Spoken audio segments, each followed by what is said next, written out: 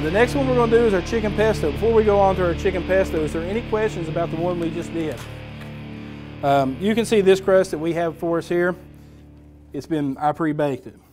But you can see on both sides that it is not baked till it's all the way done. The reason I did that is because we're still going to stick it in the oven, we're still going to cook it, so we want to leave it undone just a little bit enough, then when we put it in there it doesn't burn your crust when you get it done. And this is called chicken pesto. A lot of you said you have tried the pestos. Yes, ma'am.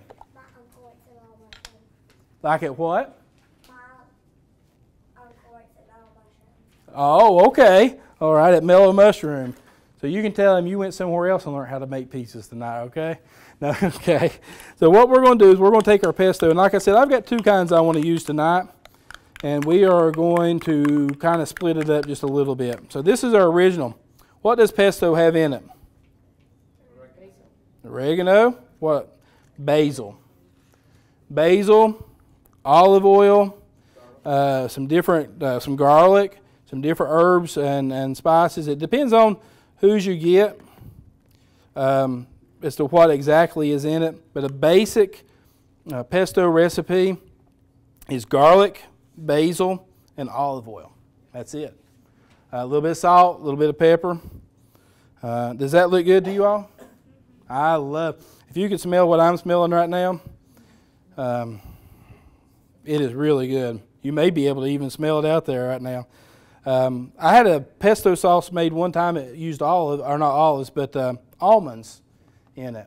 And it had a little bit of a texture to it, and it added a little bit of extra element to it, and it was really good. So the second one we're going to use is our sun-dried tomatoes, and you can see the big difference. This has no tomato whatsoever in it. Yes, ma'am. That was a good question for me earlier today too, because we had pesto up here in the refrigerator and I didn't have to go looking for it. And so I'm glad you asked that. If you get to looking for pesto, you will go down the aisle where the spaghetti sauces and stuff are at. And there's just little jars about like this that are on the shelf hidden. So you'll go down, I believe it's about aisle 2 or 3. I can't tell you. If I could look out the window there, I could tell you exactly where it's at. But it's down that aisle.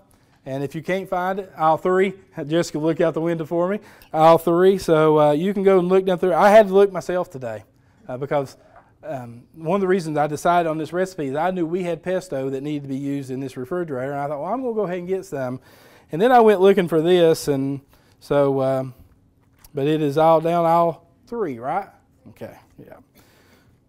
So we're just going, this is a little chunkier style, you can see. When you get it, you need to kind of dig to the bottom because your olive oil and stuff, it kind of separates like your dressings, like your Italian dressings and stuff. Oh, that smells really good. How many people here are sun-dried tomato fans?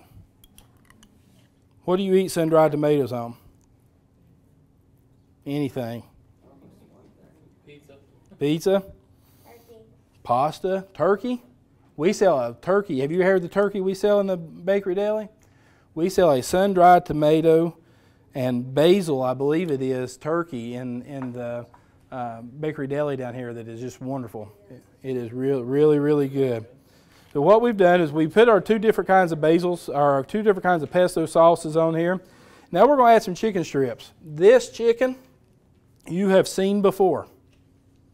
Not this exact same chicken. Let me reword that. This type of chicken you have seen before. This is a savory chicken from our rotisserie. And I'm going to tell you, these are wonderful tools. If you're in a hurry and you just want to make something up pretty quick, go grab you a rotisserie chicken and just place it, shred it up, take your breast off, debone it, and then slice it up for this. You can use it in make chicken salad. A lot of our chicken salad that's made down there is a rotisserie chicken salad. And this is the chicken that we use to make that with. And we're just going to spread it across our pieces. Now I got it separated. I feel like I have to do it in sections now because it's separated. But you really don't. Just spread it over. And you can make it as big or as little as you like. I kind of made it kind of in between. And I like dark meat better than I do white meat. To me, it has more flavor. It's got more moisture. It's just all around, I think, the better part of the chicken. More tender. So we're going to spread that around. And that's about enough of our chicken on there. The next thing we're going to add is artichoke hearts. How many people like artichokes? Take artichokes and you pull the petals off. My wife taught me this. And you pull the petals off and you bite down on them and you just pull them out between your teeth and all the great stuff that's in those petals come out. I never eat artichokes before she said something about that one time, and I've since tried them here and I really love them. So these are actually the hearts. You can buy fresh artichokes and you can put them on here, but let me tell you something, for the trouble and for the work that you're going to go through, you will start off with an artichoke that is about as big around as this container, and you'll end up with a piece that is about that big. Can I see what one of those looks like? One of the artichoke hearts? Yeah. Mm-hmm. It's just a stem. It's got petals. An artichoke is actually a flower. It's actually, does anybody know what kind of flower? It's a hibiscus. It comes from the hibiscus family, and it is a type of flower from a hibiscus. Now, that doesn't mean you can go out in your yard and pick hibiscus and use them. It's not that type of hibiscus, but it does come from that family.